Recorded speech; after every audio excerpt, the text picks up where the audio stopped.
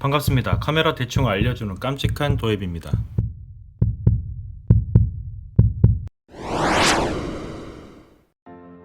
카메라 대충 알려주는 깜찍한 도예비가 물을 담는 방법, 아니 빛을 담는 방법을 알려드리기 위해 세 가지 질문을 드리겠습니다.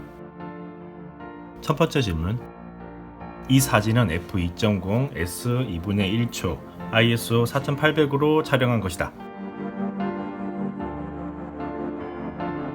두 번째 질문, 이 사진은 초점거리 300 렌즈로 촬영한 것이다.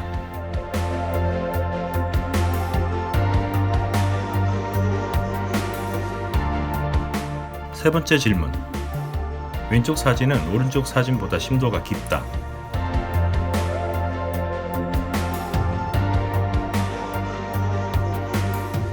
세 개를 모두 맞추신 분은 뒤로 가기를 눌러서 깜찍한 도예비의 도색 영상을 보러 가시면 됩니다. 2개 이상을 틀리신 분은 본 영상을 다 보시고 나서 깜찍한 도예비의 도색 영상을 보러 가시면 됩니다. 뭐라고만 쳐다보고 계신 분은 잘 오셨습니다. 축하드립니다. 이 영상의 가치는 그대를 위한 것입니다.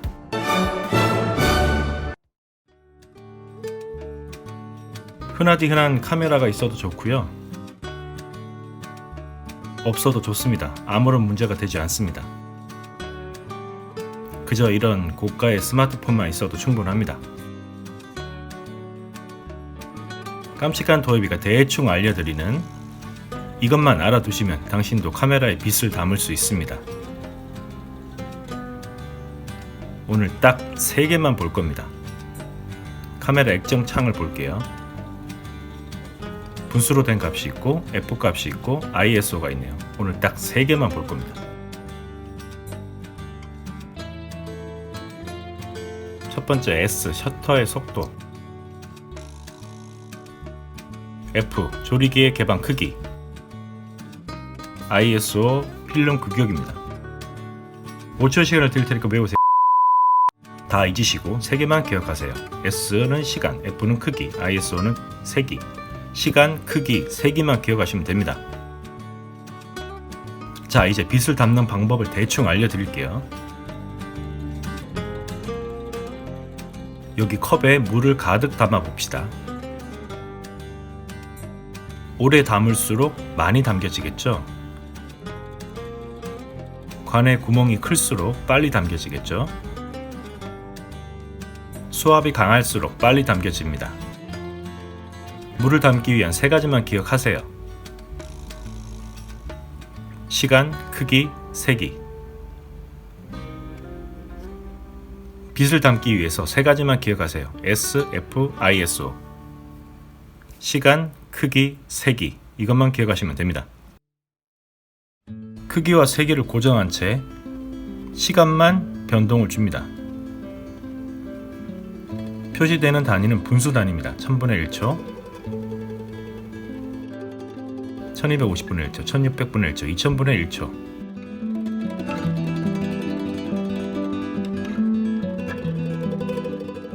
(1초), (6초), (20초), (30초).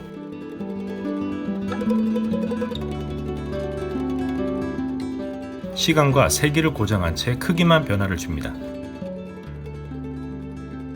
값이 올라갈수록 어두워지죠?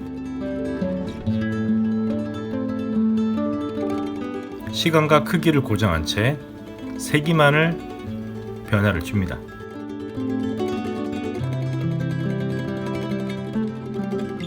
값이 올라갈수록 밝아집니다.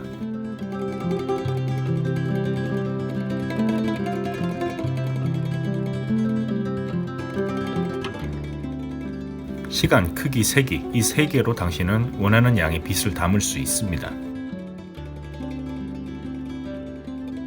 빛을 담는 방법을 대충 알아봤습니다. 이제 M모드 장착하고 자신있게 빛을 담으세요. 이번엔 빛을 담는 3가지 요소의 특성을 대충 알려드리겠습니다. 특성을 알아야 상황에 맞게 요소를 설정할 수 있겠죠. 첫 번째, 빛을 담는 시간을 살펴볼게요. 여기 컵에 정확히 딱 반만 물을 담을게요. 오래 담을수록 당연히 더 많은 물이 담겨집니다. 너무나도 당연해서 당황스러우시죠? 주제입니다. 시간은 양을 결정하기보다는 잔상을 어떻게 담는가의 특징을 지닙니다. 모든 사물은 움직임을 가집니다. 정지되어 있는 건물도 영이란 움직임을 가집니다. 움직임을 가진 물질은 잔상을 남깁니다. 그 잔상을 얼마나 연속적으로 담는가 하는 게 시간의 역할입니다. 30초부터 2000분의 1초까지. 카메라가 시간을 조절하기 위해 사용하는 방법은 셔터막을 닫는 속도입니다. 2000분의 1은 셔터막이 실제로 2000분의 1초의 속도로 닫히는 게 아닙니다. 셔터막은 하나가 아닙니다. 마치 블라인드처럼요. 이건 우리가 더 친해지고 나면 알려드릴게요. 오늘은 대충 특성만 볼게요. 기대하지 마세요. 오늘은 자세히 보여드리지 않을 겁니다. 너무나도 당연해서 지루한 이야기를 해드릴게요. 30초의 촬영 시간은 2000분의 1초보다 더 오랫동안 빛을 담아냅니다. 더 많은 잔상을 담아냅니다. 시간에 대한 특성은 끝이네요. 그럼 안녕히 가세요. 끝! 그냥 끝내면 서운하겠죠? 우리가 사진을 찍을 땐 세 가지가 움직입니다. 자, 볼게요.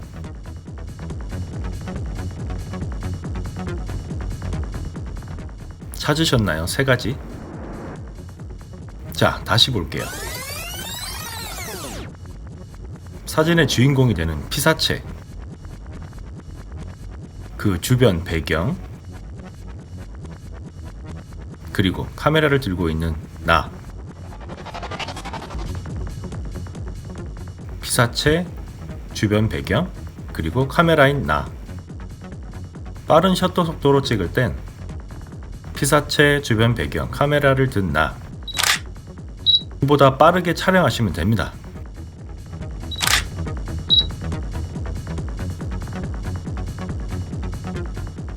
느린 속도의 사진을 담아 봅시다. 야경을 찍어 볼게요. 빛의 양이 적기 때문에 셔터막을 오래 열어두어 빛을 오래 담고 움직임의 잔상도 오래 담을 겁니다. 우리는 어떤 것을 담을지를 정해야 합니다.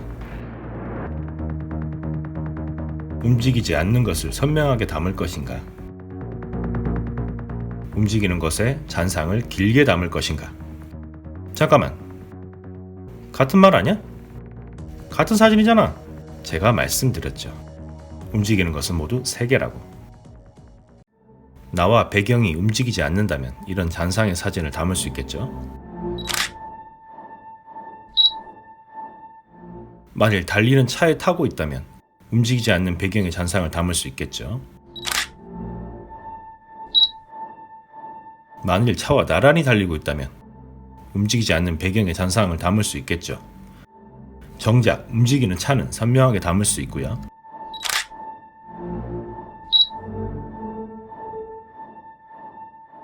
만일 달리는 차에서 바퀴를 찍는다면 선명한 차의 형태와 함께 바퀴의 잔상을 담을 수 있겠죠.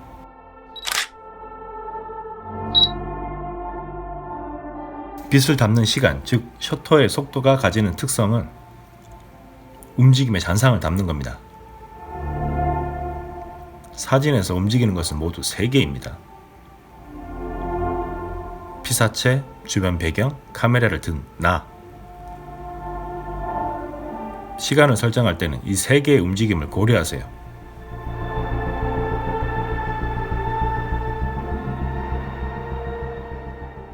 두 번째로 빛을 담는 크기를 살펴볼게요. 관의 크기는 조리개의 개방 크기입니다. 우리는 눈을 통해서 사물을 봅니다. 사물을 본다는 것은 사물에 반사되어 오는 빛을 보는 것입니다.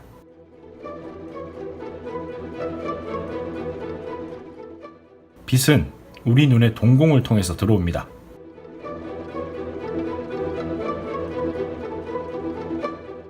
동물들도 마찬가지입니다. 밝은 낮에는 동공이 줄어듭니다. 어때요? 눈을 찌푸리고 감게 되죠?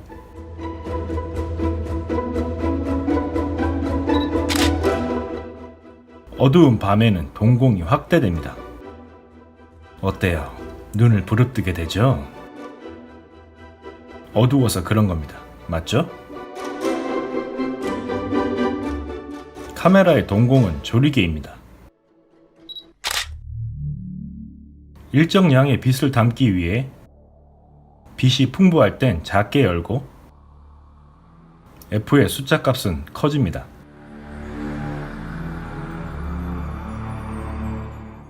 일정량의 빛을 담기 위해 빛이 부족할 땐 크게 열고 F 값은 작아집니다.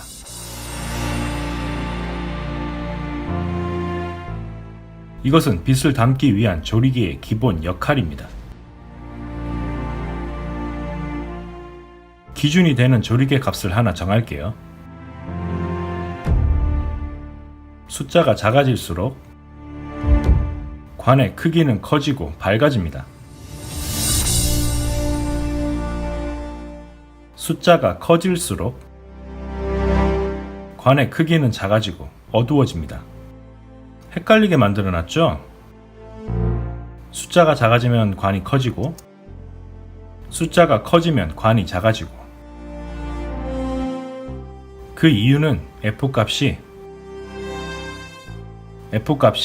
초점 거리를 입사 동공의 지름으로 나눈 간단한 공식 때문입니다. 이런 거 우린 모르자고요. 자, 이제 F값을 이렇게 기억하기로 해요. 열린 구멍 말고 보이는 날개의 크기만 보자고요. 숫자가 커질수록 닫힌 날개의 크기도 커집니다. 크기와 숫자 관계를 잘 기억하시고 몇 가지 사진들을 함께 읽어볼게요. 첫 번째 사진, 조리개를 많이 열어서 초점이 선명한 부분이 적은 사진입니다. 우리나라에서는 이런 사진을 아웃포커싱이라고 합니다. 콩글리시지만 우리는 그렇게 대충 불러도 됩니다. 우리나라에선 통해요. 참고로 영어권에서는 섀도우 포커스, 보케라고 말하시면 됩니다. 두 번째 사진, 조리개를 많이 닫아서 초점이 선명한 부분이 넓은 사진입니다. 조리개를 많이 닫고 오래 찍으면 불빛의 갈라짐을 담을 수 있습니다. 참고로 빛 갈라짐은 여러 개의 조리개 날이 겹쳐서 생기는 현상입니다. 자, 이제부터 어디 가서 좀 있어 보이게 하는 유식한 팁 하나를 알려드릴게요. 잘 들으세요. 두 장의 사진을 볼게요. 왼쪽 사진은 빛이 별처럼 적게 갈라집니다. 오른쪽 사진은 빛이 밤송이처럼 많이 갈라집니다. 살짝 조용히 알려드릴 테니까 혼자만 알고 계세요. 왼쪽 날개는 조리개 날개수가 짝수, 오른쪽 사진은 조리개 날개수가 홀수입니다. 홀수 날 조리개는 2배로 더 많이 갈라집니다. 조리개 F를 하나의 그림으로 정리해 드릴게요. F 숫자가 커질수록 조리개 날개가 많이 보일수록 어두워집니다. 숫자가 낮을수록 혼자만 선명하고 숫자가 높을수록 여럿이 선명해집니다. 느린 셔터 속도와 닫힌 조리개가 만나게 되면 이런 빛 갈라짐을 만들어낼 수 있습니다. 이 그림이 조리개의 특성입니다. 지금입니다. 화면 캡처하세요.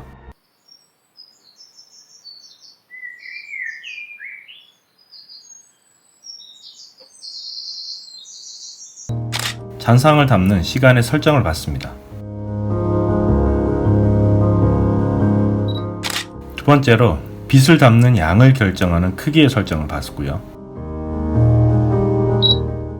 힘들게 여기까지 잘 따라오셨습니다.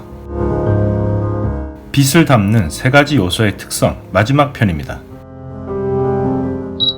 이번 영상은 매우 짧습니다. 결론부터 말씀드릴게요.